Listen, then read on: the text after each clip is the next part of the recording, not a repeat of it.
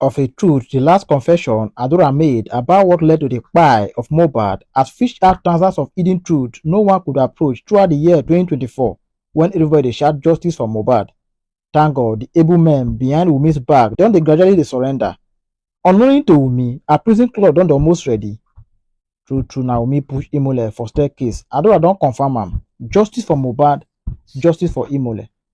Follow-up video to the video I did lastly about what transpired between Yomi Fabiyi's chat with allegedly Adura's main account, which has been alleged to have been an impersonator. And so I'm more curious about the line that was made by whoever that chatted Yomi through Adura's main account. The person said, "I want to tell you how Wumi pushed my brother." Now, there is a portion of the law, section 125 of the ACJ Act, that says if you bear a false witness against a person, especially an offense that may lead that person to death penalty or life imprisonment, you yourself, you are liable to life imprisonment. So are we talking about life imprisonment for the offense committed against Wumi? Yeah. Because, this is where Wumi really needs to take a stance against whatever that impersonator or whoever did using Adura's account. And again, if Wumi do not take any stance against this person who bared a false witness against her, this will tell us a lot. So I am expecting Wumi to be active. I call on Wumi's lawyer, Wumi's legal team, to look into that false witness that was bared against his client and make sure that justice is served, and so that every one of us can as well learn from this, that bearing false witness against anybody is an offense. Let us quickly look into the timeline of Mohbad's death. But before that, I would like to say, if in case the inquest resumes, I think the following people: Fola Shade, Mohbad's mother's sister, Iyatunde Wumi's auntie, Zoro Mohbad's friend, the driver to the Prado Jeep. A lot of people are still yet to speak in the coroner inquest, and I think the investigating officers should endeavor to invite these people for questions so as to establish possible new lead concerning the ongoing investigation. Now, the timeline of Mohbad's death. There's been a lot of discrepancies, so many different times. Some said on Monday, people like Mohbad's mother said her son died on Monday, with a video evidence in the interview with the TVC respondent, and also the Zoro's interview. That's also a video interview where Zoro said he was contacted that Mohbad passed on the 11th, which was Monday of last year, September 11. So we still do not have clarity on all of these different times, and we've been calling on the Nigerian police to intensify forensics on these areas so we can have more clarity and we can be sure that corruption has not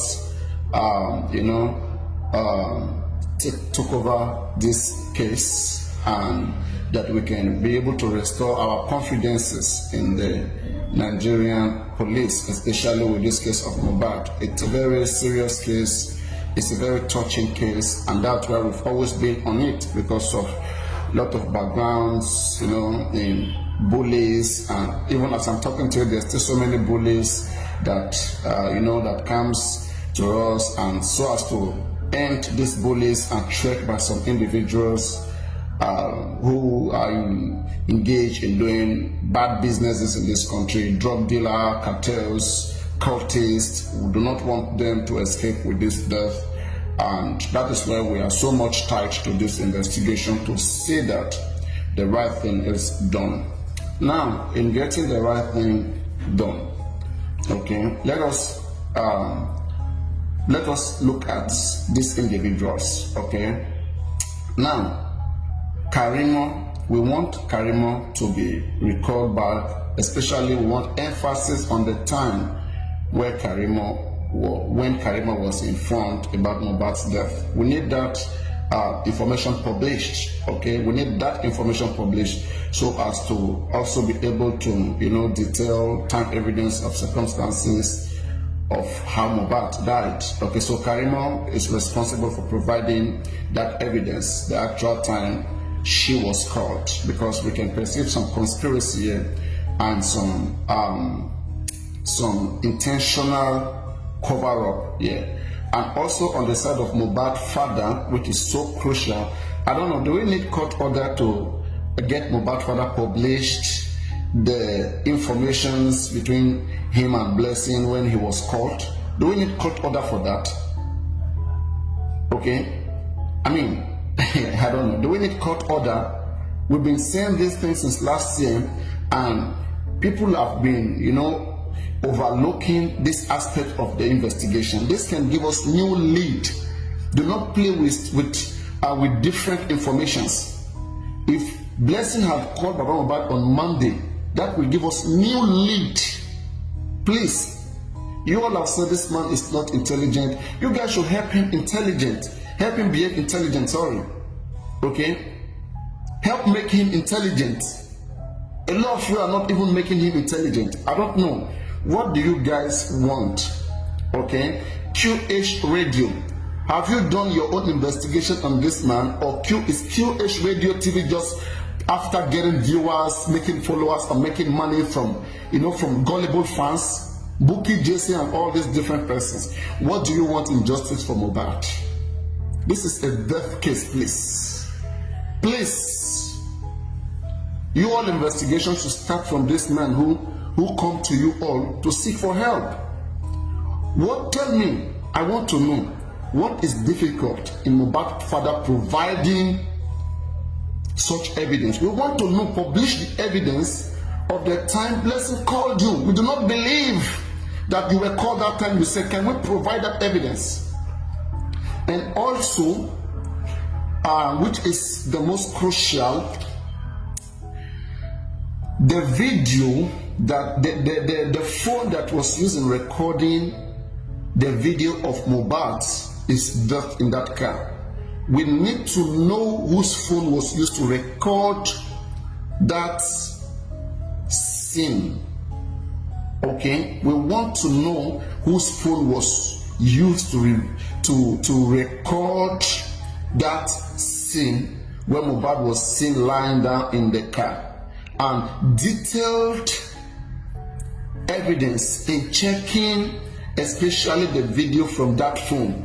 The exact phone that was used must be provided. Who recorded it must be provided, must be questioned. Guys, we can always see detail of when videos were recorded in the phone which was used to do so. We need that phone. We need that accountability, and it's very crucial. In fact, this may give us a new lead and direction towards this whole case. Okay, and there are so many people who were sending condolences, to the family of the deceased even before the nurse arrived. Darosha and Blessing, Mohbad's elder sister's time at which Mohbad's death was announced to them, continued to be 11 a.m. The nurse was said to have come to that place, about 2 p.m. or so. So, I mean, did the nurse see Mohbad alive? Was Mohbad already dead and people were already sending condolences as early as Tuesday morning? When did Mohbad die? When did Mohbad die? Is there any oath of secrecy here? Could it have been that this whole family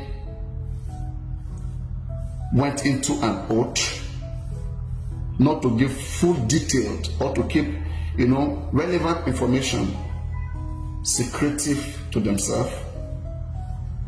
I'm wondering. And do they understand that all of this hiding of information could be a crime against them? In an ongoing judicial investigation, you have evidence and you're hiding it, which is not a defense.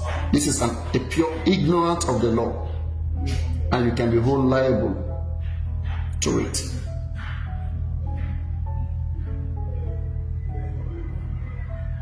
Okay, so I want to employ everybody to call on the authorities, and I'm also calling on them. We need the video, the phone that was used to record most deaths in that car. We need the detailed time evidence of that particular video, and that can be found on the exact phone that was used to record Mohbad in that car.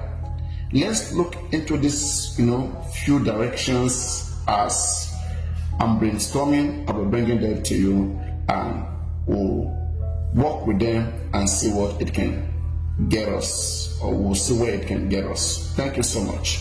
Love you.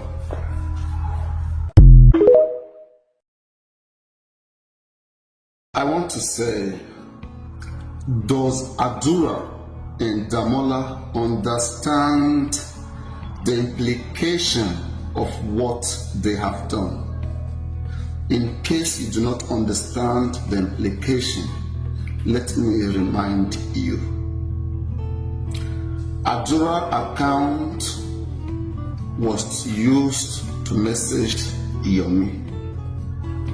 In midst of that, there comes Damola claiming allegedly to have been the one to have chatted Yomi.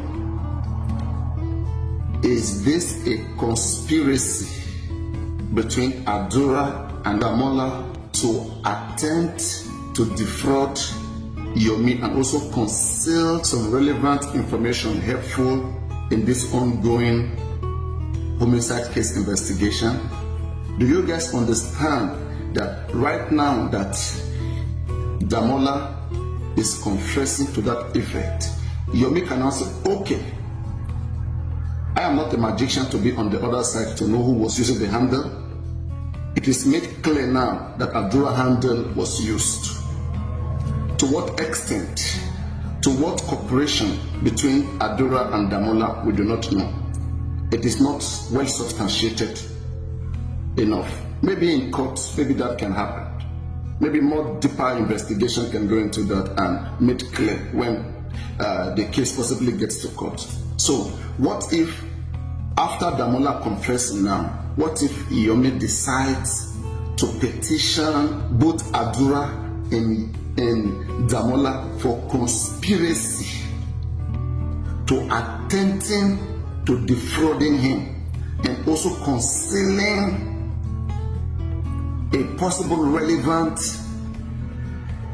information which is good enough or helpful in the ongoing homicide case investigation? Will the police not listen to that? Would the police bush any Yomi's petition against Adura and possibly Damola? Damola brought himself into the case. Yomi don't know Damola. Yomi only knew they handled the child with him, and that was Adura. That was Adura's handle. To what extent, whether indeed was Adura or was her, I mean, there's ignorance of the fact that Yomi do not know who was on the other side. So how do you hold Yomi responsible, okay, for any maligning or defaming Adura whatsoever? Is Yomi a magician? Was Adura handle used or not? As long as Adura handle was used, a part of a video which may possibly help in the investigation was sent to Yomi. Yomi needs more clarity. You may need elaboration, not threat, not intimidation. No level of intimidation is going to cause any frustration or make anybody abstain from stating their fact and their truth. You may continue to state the fact here. And the fact here was Adura's hand message Yomi, describing the situation of his brother's death. So what are we saying? Should that be ignored?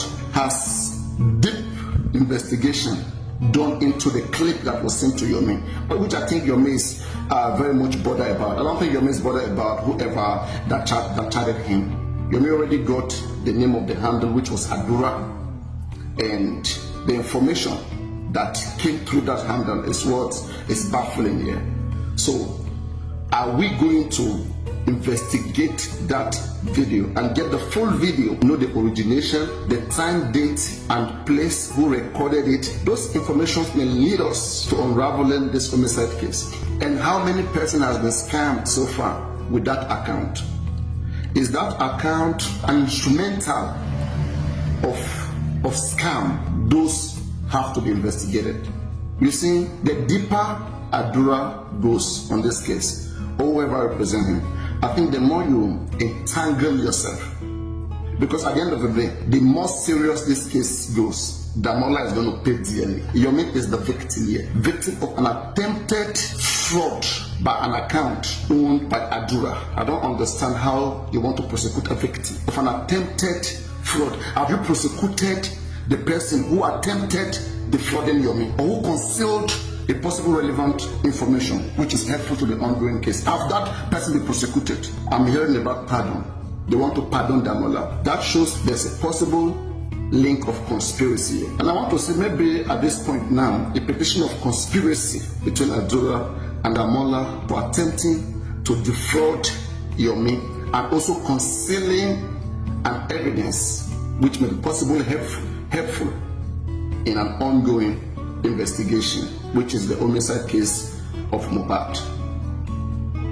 So we need enough clarity to be done. I believe leading informations can be gotten from this information that is available outside right now between Adura and Yomi. If that case is well trashed, leading information may come from that. And also, I also want to address the fact that Mohbad's father has yet to be petitioned. In this coming new year, I want us to understand that the rule of law must be ensured to its fullness. There is no excuse or ignorance of law. Section 48 of the Lagos State Corona Law was violated by Mohbad's father and whoever planned the burial of a dead person whose cause of death was not identified, especially in a case which Section 14 of the Lagos State Corona has stated. As long as it falls under any of those sections of Section 14, the Lagos State Corona Law, I think the police should do their work. So, petition against Mohbad's father for violating the Lagos State Act Section 48, I think that must be prepared so that in this coming new year, full investigation must be launched into the man's account, all bank accounts. As I've said, his phones, any of his phones that was used in the process.